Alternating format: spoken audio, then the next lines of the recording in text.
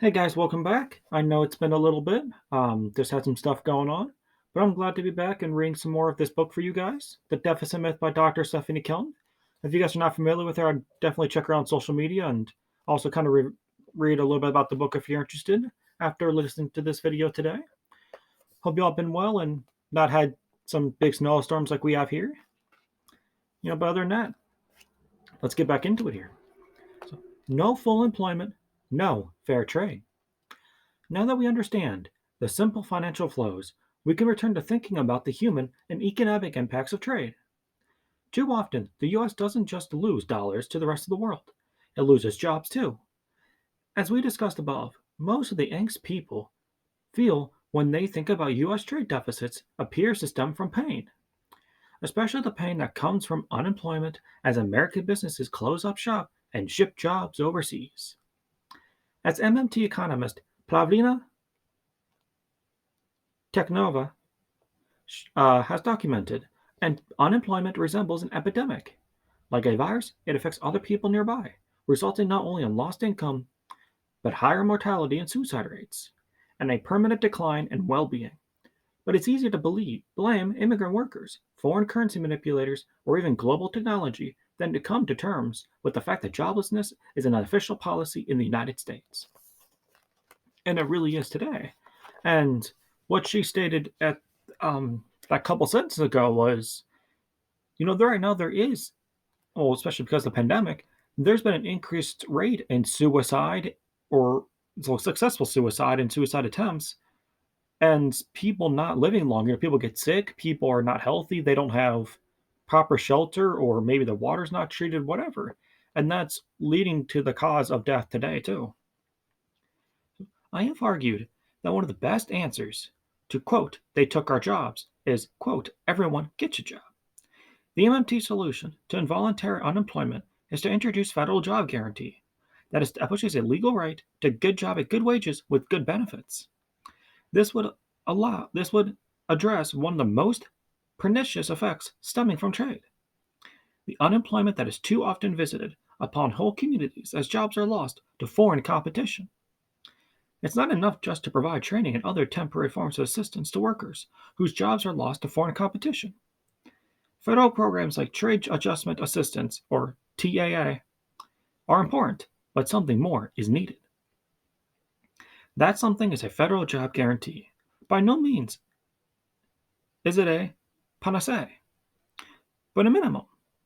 It begins to tackle the problem of unemployment directly, as opposed to subsidizing the effects of unemployment. Through the thick and thin of the business cycle, we leave tens of millions of Americans idle in the belief that this makes political, economic, and social sense. Consider the closure of the Harley-Davidson manufacturing facility in Kansas City, Missouri, the city in which I taught for 17 years. The company's 800 workers were left stunned by the announcement that ultimately resulted in a net loss of 350 jobs. The timing was particularly pernicious, coming as it did against the backdrop of a divided dividend increase for shareholders and an announcement that the company would spend millions buying back up to 15 million shares of its own stock.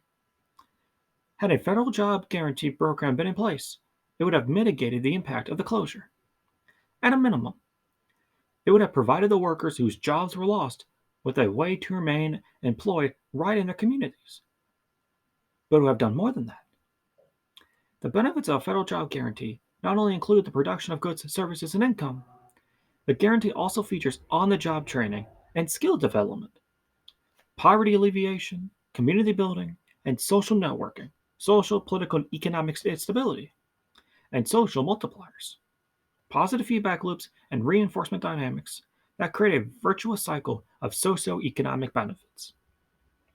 With a program like this in place, the government would have mitigated the localized devastation of communities that directly experienced the loss of well-paying U.S. industrial jobs.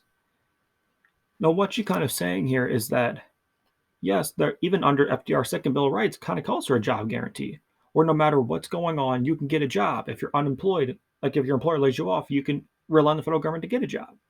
And she talks about the alleviating out of poverty and, you know, being able to do community building. I've driven around a lot in my state and I've seen, like community gardens or neighborhood gardens come back.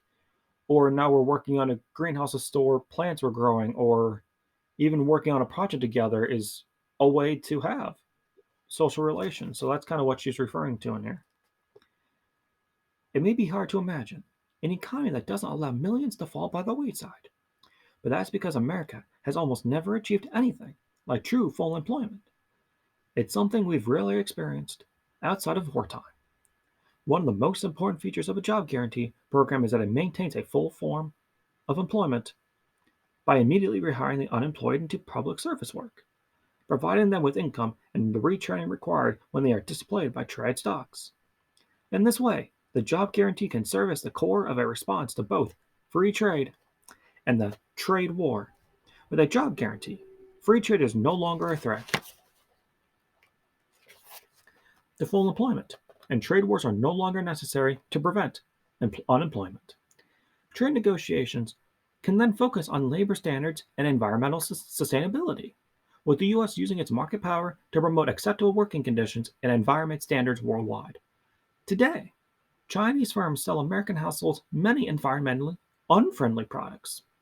In addition, people all over the world currently endure unsafe and unsanitary working conditions in order to provide America its surplus.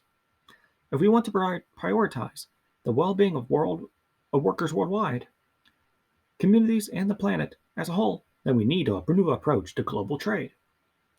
Especially in an era of global climate crisis, we should not be suckered back the simplistic rhetoric of countries winning and losing at trade. The quality of trade is at least as important as the quantity of trade. What ends on whose interest are our trade relationships serving? Just like with fiscal policy, the big scary number that is the trade deficit is not worthy of so much attention. As MMT reminds us, real resources, real social needs, and real environmental benefits are what matters most when it comes to trade policy. At this point, it's important to understand a bit more about our trading partners around the world and the United States' special privileges compared to other countries. So far, we've discussed how global trade affects the United States and how MMT can make the trade flows into and out of our own country more productive and humane. But what about Britain, France, Saudi Arabia, Turkey, Venezuela, and all the other nations out there? The special position of the US dollar. Since the 1970s, there has been a fundamental shift in the way our monetary system operates. This shift redefines how we should think about macroeconomics and the role of a national government that issues its own currency. Unfortunately, on the question of trade, as in so many other matters, policymakers remain locked in an anachronistic framework that belongs to the bygone gold standard era. From the middle of the 19th century until the Nixon gold shock that ended US dollar convertibility in the early 1970s, the gold standard, in one form or another, served as a common monetary framework regulating domestic economies and trade between them. Although the framework's restrictions were gradually loosened, the overriding principle remained the same in all countries. The monetary authority effectively tethered the value of its currency to gold by standing ready to buy or sell gold, or US dollars, to meet any supply or demand and balance arising from international trade. To carry out these interventions, the central bank, or equivalent in those days, had to maintain enough gold or US dollars to back the circulating currency at a fixed exchange rate. A gold standard is only credible if the government can make good on its promise to convert the currency into gold at a fixed price. Having enough gold was critical, and running a trade surplus was the surest way to build up a country's gold reserves. Conversely, trade deficits lead to an outflow of gold. Since countries used to pay for their imports, tried to prevent the loss of gold reserves, interest rates were frequently raised to draw the flow of gold bullion back into the country. The idea is that higher interest rates would slow down domestic demand sufficiently, meaning fewer imports and therefore less gold flowing out of the country. While the higher returns promised by increasing rates would encourage more gold inflows, but raising interest rates to reverse an outflow of gold often meant that governments weren't free to keep interest rates low to support their domestic economies. Even when high interest rates succeeded in protecting gold reserves, the policy often had devastating consequences. That's because rising interest rates frequently triggered an economic slowdown, which meant that many of the citizens of the affected country had to endure domestic recessions and entrenched unemployment. So the gold standard created a recessionary bias in economies operating with trade deficits. The inflexibility of the systems prevented governments from focusing on full employment. The gold standard system was suspended during World War I and World War II, as the US and other nations needed expanded policy space to run big deficits, creating lots of green dollars. In order to fight the wars, it was reestablished during the interwar years, placing considerable stress on the global economy. During the Great Depression, if we still had this kind of system today, then Donald Trump's desire to wipe out the US trade deficit would make far more sense. After World War II, a new international monetary system was born. The new system restored convertibility by replacing the old gold standard with the new gold exchange standard. Instead of directly pegging currencies to a fixed price of gold, the system was replaced by convertibility into the US dollar, reflecting the dominance of the US in world trade and the fact that the Allies won the war. This new system, known as the Bretton Woods Framework, called for the US dollar to be pegged to the value of gold. Moreover, all other currencies in the system were then pegged to the US dollar's value. The exchange rate applied at the time set the price of gold at $35 an ounce. In effect, Bretton Woods recreated a gold standard system, one step removed, with the US dollar now providing the central link in the monetary chain. Governments can now sell gold to the United States Treasury at the price of $35 per ounce, and the US Treasury had to honor the terms of that exchange. In 1971, following growing trade deficits caused in part by the Vietnam War, other countries became concerned that the US gold holdings were no longer adequate and to cover the number of dollars in circulation at the fixed exchange rates to stem pressures on the dollar. President Richard M. Nixon shocked the world by declaring a temporary suspension of the dollar's convertibility into gold. A second shock followed in 1973, when Nixon announced that he was making the, quote, temporary suspension permanent.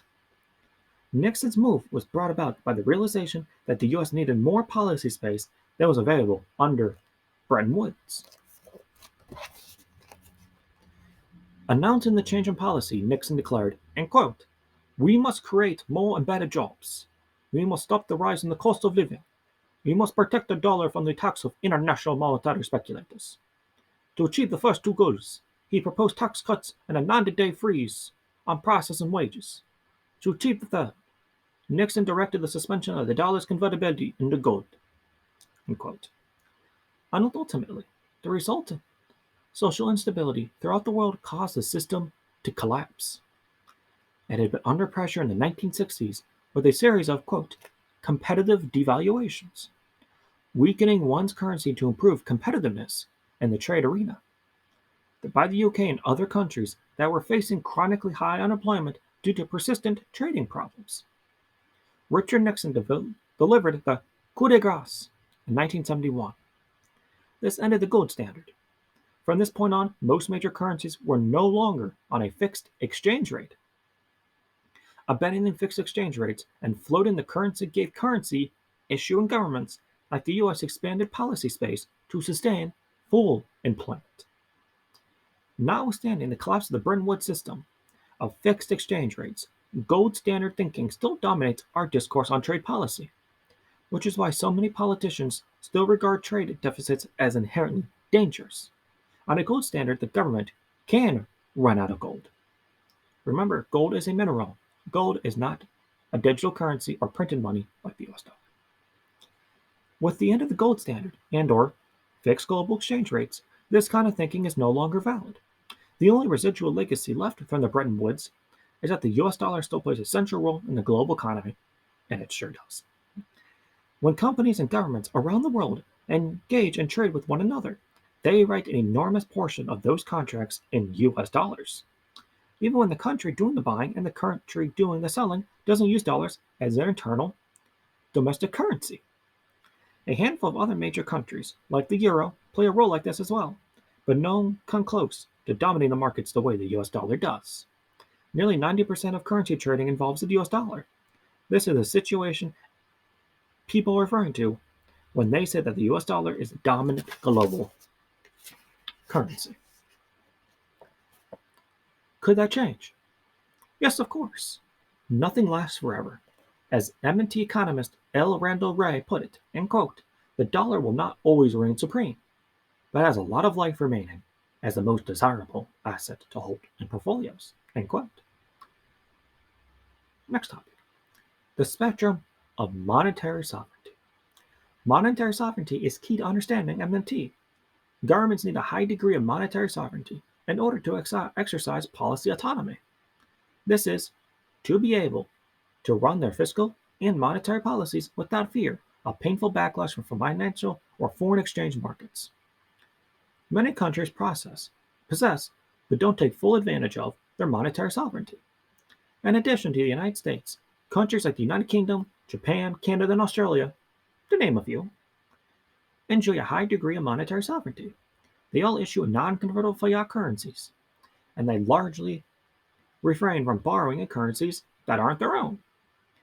Generally speaking, countries that fit this set of criteria will have greater monetary sovereignty and, thus,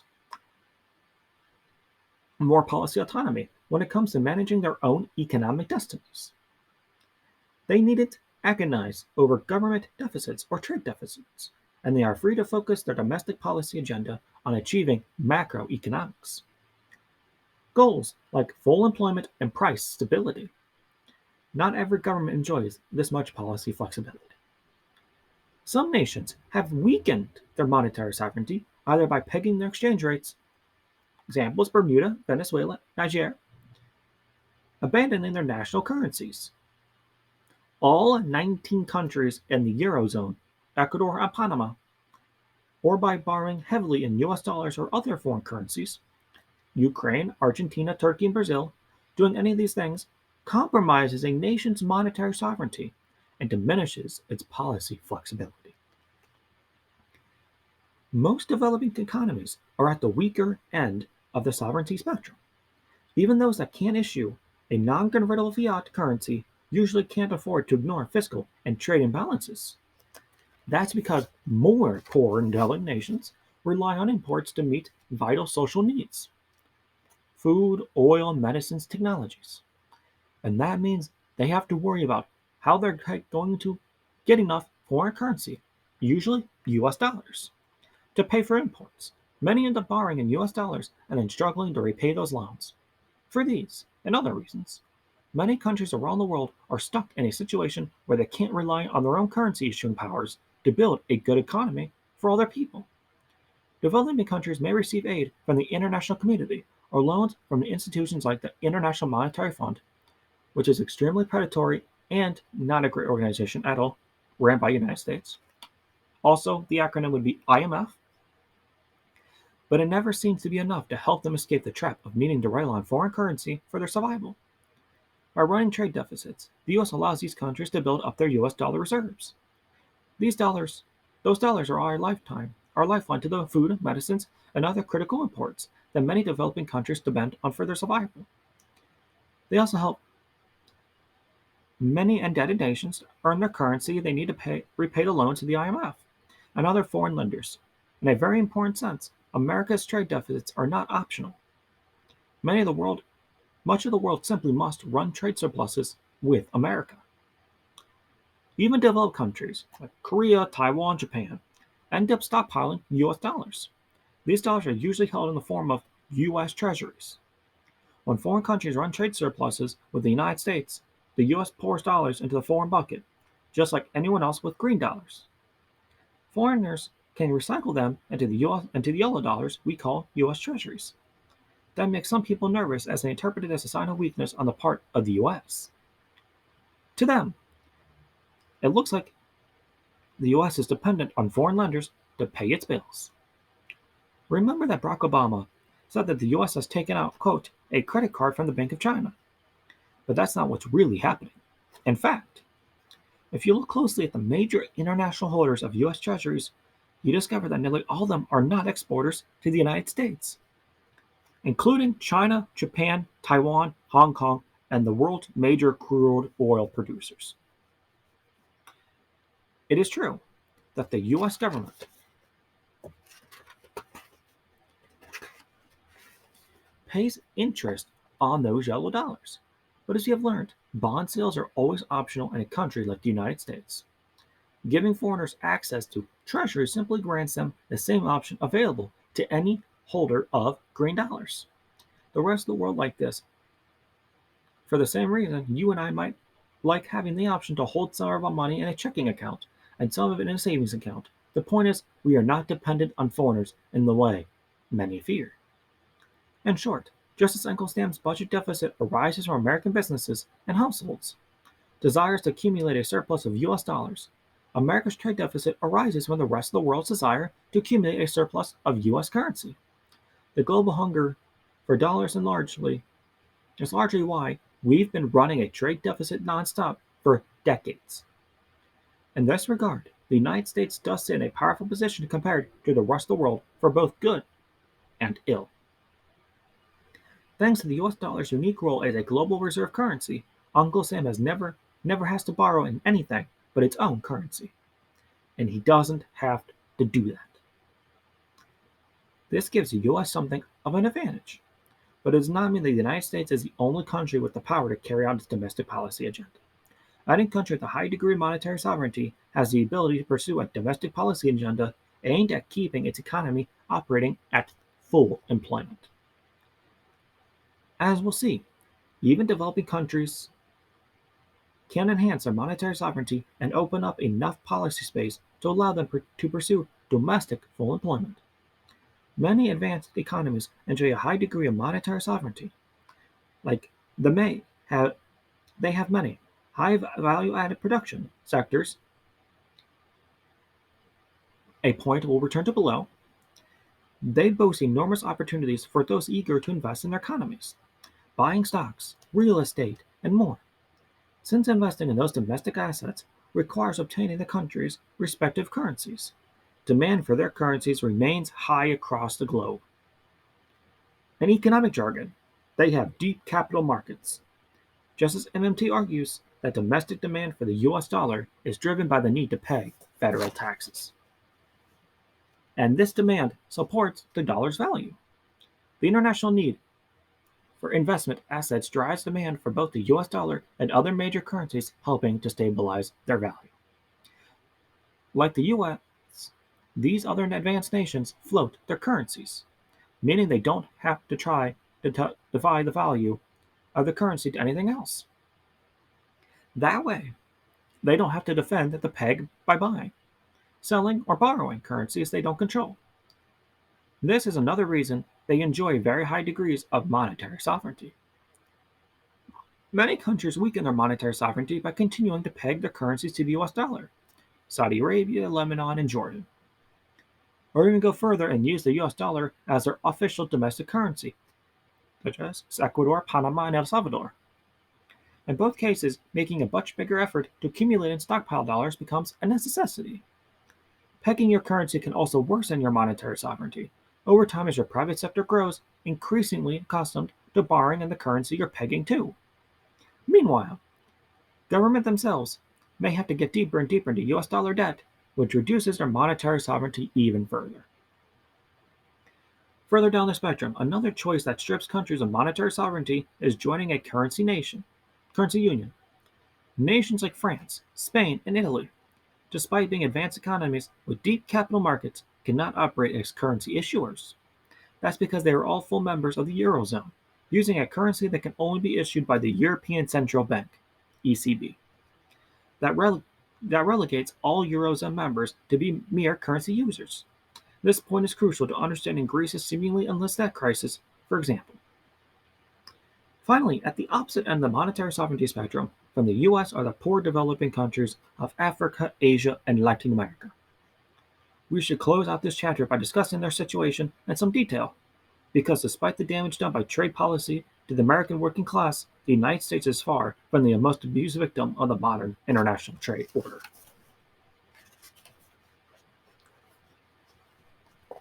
So, out of the Bretton Woods into the free trade fire. Developing countries, more or less, by definition, don't have the diverse and mature industries that advanced developing countries do. Countries such as Bangladesh, Vietnam, or Ghana generally have to provide the rest of the world with cheap manufacturing labor or natural resources like oil, metals, and minerals. And those export industries tended to dominate their economies. To get high-tech and high-value items like computers, cars, medicine, or advanced manufacturing robotics, developing countries have to import them from more developed economies. Many developing countries also lack the ability, or have been told they don't have the ability, to produce enough food, energy, and medicine to meet their own domestic demand. So they rely on developed countries to supply them with imports of food, energy, and medicine. And as we've discussed, they almost always need US dollars to pay for those crucial imports. As MMT economist Fadel Kaboul has argued, this position at the bottom of global supply chain brings fundamental economic problems. Many of them arising from the historical legacy of colonization itself, exporting cheap labor and commodities while importing expensive high-value items. Tends to leave developing countries with perpetual trade deficits. The problem is that there isn't a robust, permanent appetite for developing countries. Financial assets or real estate, economists say that they lack deep capital markets, while investors will speculate in emerging markets buying financial assets dominated in developing countries' local currency. They don't make the kinds of long-term investments that would allow developing countries to gain durable access to currencies like the US dollar. As long as the rest of the world refuses to accept the currencies of developing countries and payment for critical imports, developing nations will be forced to borrow US dollars and other foreign currencies they don't control. Not only does that undermine their monetary sovereignty, it can leave developing nations mired in a cycle whereby they sell domestic currency to get the foreign currency they need, driving down the value of the domestic currency and making those critical imports more expensive, which can easily lead to import-led inflation and even political turmoil, as we've seen in Venezuela and Argentina, and in Professor Kaboub's native Tunisia. Since less developed countries don't have advanced industries or deep capital markets, they're vulnerable to a wide variety of unpredictable outside risks. For example, dollar-starved economies often experience a burst of investment from speculative Western investors who swoop into a country, feverishly investing in those economies and driving up the value of the local currency, only to get cold feet and suddenly pull their cash back out, causing the local currency to collapse. Or maybe global demand for a country's key exports suddenly collapses, leaving the country scrambling to earn enough foreign currency to finance its imports. That happened to Venezuela and Russia when the natural gas fracking boom and the US drove oil prices sharply down. It's what happened in Argentina when the price of soybeans collapsed, depriving the country of a critical source of US dollars. In cases of both investors panic and market collapse, the bottom drops out of the developing country's currency, leading to inflation and upheaval. When outside events like these happen, even countries that were theoretically running sustainable economic policies can wind up in financial peril, forced to renegotiate foreign-denominated debt, seek aid, and from lenders like the IMF, or simple default. Because many developing countries run trade deficits or have debts denominated in US dollars or other foreign currencies, they can get into real trouble when something comprises their ability to earn or borrow on affordable terms enough foreign exchange to finance their imports and repay their foreign debts. Countries with greater monetary sovereignty, the US, the UK, or Australia, don't face these same risks. In fact, the US dollar's role as the currency hegemon means the whole world is exposed to the United States' control over dollar interest rates. Decisions taken by the Federal Reserve can have profound consequences for developing countries, and yet countries often have few ways to defend themselves. For example, beginning in 1979, former Federal Reserve Chairman Paul Volcker initiated a series of substantial interest rate hikes, believing that this was the only way to tame the double-digit inflation that was rolling the U.S. economy. When that happened, Latin America countries that were indebted to the United States and sub-Saharan Africa, countries that were indebted to former European colonizers, suddenly found themselves facing much higher borrowing costs. They were stuck exporting so many low-value added manufacturing goods, but they were reliant upon those richer countries for more crucial imports. At the same time, rising interest rates in the U.S. raised the dollar exchange rate by stoking demand for U.S. investment assets.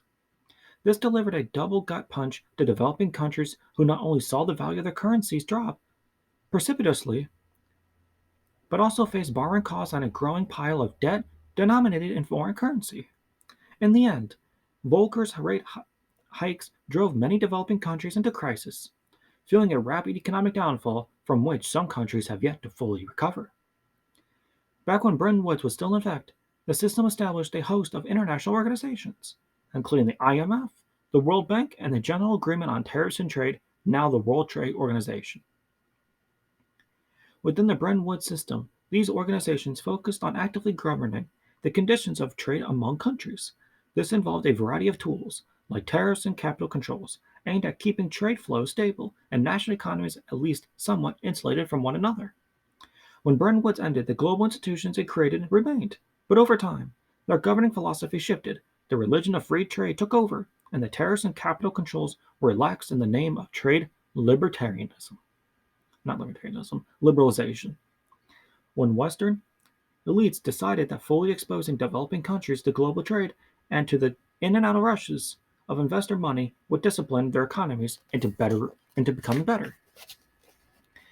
Protectionism and government intervention became dirty words. The champions in this new framework insisted that free trade would eventually bring full employment and harmonious trade relations across each participating country's economy. Yeah, right, it didn't. Nothing like that has happened. Of course, the IMF, WTO, and World Bank, often run by bankers and diplomats from wealthy countries such as ours, have no commitment to fully employ around the world. Instead, they tend to recommend a familiar package to developing countries hit by crisis: drastic cuts to government expenditures, i.e., fiscal austerity, and tight monetary policy, very high interest rates, to raise the value of their currency and lure investors back, and of course, more free trade. They also frequently recommend that developing countries peg the value of their currency to a stronger currency like the euro, yuan, which I believe the Japanese currency, and US dollar. This policy mix amounts to recommending that developing countries forsake any effort to enhance its monetary sovereignty. Whatever the intention, the actual results from this package are perverse. When countries sacrifice monetary sovereignty but cannot acquire sufficient foreign currency to defend the target exchange rate, their currency peg collapses, potentially causing a downward spiral, as governments, businesses, even households cannot favorably convert domestic currency to repay debts denominated in foreign currency. Hyperinflation can set in as the exchange rate plummets and the cost of crucial imports skyrocket in price. Then the recommended austerity and tight monetary policy crush the domestic economy, driving up unemployment and poverty, all in the name of luring in another batch of Western investors who will start the whole cycle over again, also known as neoliberalism. And that's not all. Historically, international organizations like the IMF have recommended that developing countries, especially those who have achieved independence from colonial powers after World War II, focus on producing and selling just a few goods to richer countries. This suggestion comes from the idea that a 19th century English economist David Ricardo called comparative advantage. Essentially, Ricardo recommended that countries should specialize at producing whatever goods and services they are most adept and efficient at. But many influential economists take the idea of comparing advantage to extremes. For instance, they argue that developing countries should focus on what they can produce most cheaply in the short term, rather than developing new industries that would enhance their monetary sovereignty over time.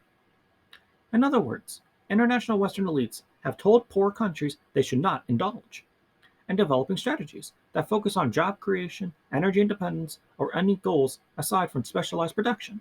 In effect, it's a recommendation that keeps developing countries forever, quote, developing, never achieving the kind of advanced, diversified economies of the modern West. That recommendation is the opposite of the historical path taken by the United States, Japan, and most other powerful economies. They often focus on producing crucial goods at home rather than importing them from abroad. For example, as a giant country with many diverse real resources, China has developed significantly simply by increasing internal trade, as the United States did by hook or by crook. For centuries, as one would expect, the Chinese government has also severely limited the role of finance, insurance, and real estate in the industrial process. Goodbye, trade war. Hello, trade peace. While MMT certainly does not have all the answers, it can be a useful tool in untangling the knots that all of us, the United States, the advanced West, and the developing world, are entangled in. To reform the global trade order, the US must take the largest stride in making it happen. And then, in many ways, it has the furthest to go. This doesn't mean winning or losing a trade war. It simply means recognizing what I hope this chapter has demonstrated. Trade is not about competition among countries, but about power relationships among specific interests within specific countries. Indeed, if we want a world that is safe for everyday people and the planet, we need to think a little less about trade war and start envisioning something like a little more like trade peace. First off, we have to stop treating trade as something that we beat other countries at by running a trade surplus. One country's surplus is another country's trade deficit. So by definition, not everyone can win in that way at once. But it doesn't follow that the deficit country has to sustain real economic losses if it gets its policy matrix right. The Trumpian approach to trade creates strife at a zero-sum race to the bottom over too few globally available jobs. Already, President Trump's tariffs have failed to revive American manufacturing, raised prices for U.S. consumers, invited retaliation from China, and contributed to a slowdown in the global economy, all in subservience to the trade deficit myth. Instead, we must recognize that the U.S. government can supply all the dollars our domestic private sector needs to reach full employment, and it can supply all the dollars to the rest of the world needs to build up the reserves and protect our trade flows. Instead of using its currency hegemon status to mobilize global resources for its own narrow interest, the U.S. could lead the effort to mobilize resources for a global Green New Deal, keeping interest rates low and stable promote global economic tranquility. Obviously, the US and other advanced countries with high degrees of monetary sovereignty can run their own job guarantee programs. But what about the middle income and developing countries? Could Mexico, for instance, implement a job guarantee and end some of its human suffering? Perhaps. When it comes to direct job creation, history suggests developing countries may face fewer barriers than international elite say they do. For example, Argentina is usually cast as a poster child of financial problems, but during the country's inflationary crisis in 2001, Buenos Aires dramatically shifted to a domestically oriented growth strategy. First, it stopped pegging its exchange rate and hoarding US dollars. Instead, policymakers chose to default on foreign debt and invest in their own people. Argentina then created a massive direct job creation program that guaranteed work for poor heads of households. As MMT economist El Lorenzo Rey and Pavlina Terneva reported, Plan Jefes y Jefas de Hogar Desocupados, Plan for Unemployed Male and Female Heads of Households, created jobs for 2 million participants, roughly 13% of the labor force, comprised mostly of women. The participants focused on community-based projects like gardening, renovation of social centers, running food kitchens, or teaching classes on public health. This program, which helped Argentina avoid many of the problems associated with reliance on foreign capital, perhaps provides a close a clue as to how we can all move toward a more prosperous, sustainable, and peaceful planet. Ultimately, as Ch5 has suggested, we'll need something like a global job guarantee. As I write this book, the International Labour Organization estimates that the almost 200 million people around the world are involuntary unemployed. Export-led growth may be framed as an employment policy for various countries, but it rarely succeeds. Moreover, we need a preventative full employment policy and arrangement that avoids accepting unemployment as as a natural in the first place. Employment should be a human right as envisioned by the United Nations Universal Declaration of Human Rights, not something that just floats in the winds of global market forces. The United States can't run domestic policy for the rest of the world's governments, but we can run domestic policy, the dominant currency, in a way that makes global full employment something everyone could actually achieve. With decent jobs guaranteed for all, workers can engage in a public-led industrial policy aimed at producing sustainable infrastructure and a wider array of public services. Closer to home, so when one considers that disparate living standards in Mexico vis-a-vis the United States, it is hard to make a case that Mexico has taken advantage of its trade relationships with the US. A Trump has argued, unlike China and Japan, Mexico has often followed the militant, neoliberal reforms proposed by the United States and the international organizations as part of NAFTA. For example, Mexico lowered barriers to US and Canadian financial capital, and perhaps even more importantly, agricultural products. Although many US companies picked up their manufacturing jobs and took them south of the border, the influx of US farm products into Mexico, especially corn, displaced millions of rural Mexican workers, and that drove many of them to cross the border for jobs in the United States. This brings us to the question of so-called free trade agreements, which will need to be rethought out from the ground up. Right now, those agreements favor wealthy investors around the world while leaving workers, not to mention the environment, behind.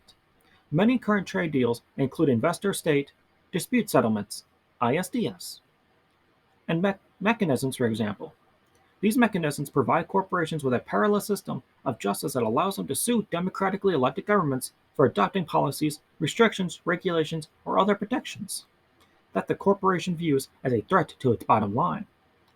Instead of handling these disputes in domestic courts, ISDS relies on private arbitration before an international body that is seen as more favorable to corporate interests.